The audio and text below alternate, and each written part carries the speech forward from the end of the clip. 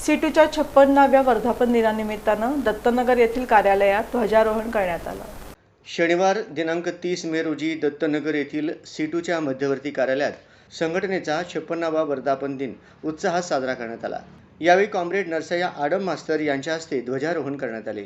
कार्यक्रमादरम्यान जगातील कामगारांनो एक व्हा, कामगार एकजुटीचा विजय असो, कामगार ऐक्य आणि संघर्षाचा विजय असो, लाल झेंड्याला लाल सलाम अशा घोषणांनी परिसर दणाणून गेला। यावेळी प्रजानाट्य मंडळ कला पथक क्रांतिकारी गीत सादर केले।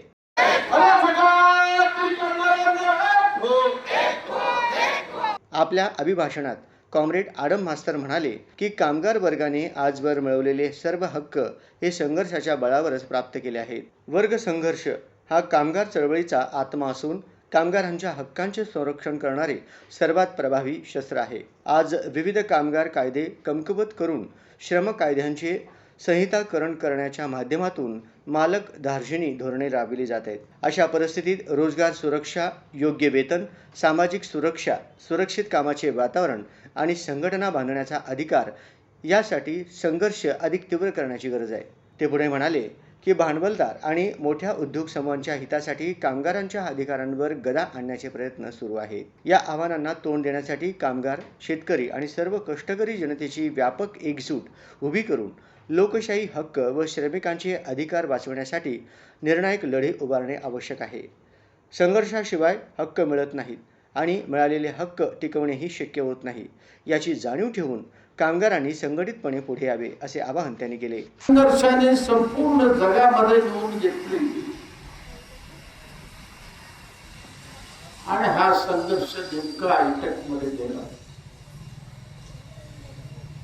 वर्ग संघर्ष हे कामगाराचा हतियार, कामगाराचा आत्मा। तर त्या ठिकाणी काही लोकांनी वर्ग समन्वयाची भूमिका मांडली म्हणून शेवटी देशातल्या डाव्या कम्युनिस्ट पक्षाच्या कार्यकर्त्यांनी 30 मे 1970 कलकत्त्याच्या ब्रिगेड परेड मैदानावर 20 लाख कामगार जमलेले होते। सोलापुरामधून मी सुद्धा त्या ठिकाणी गेलो होतो।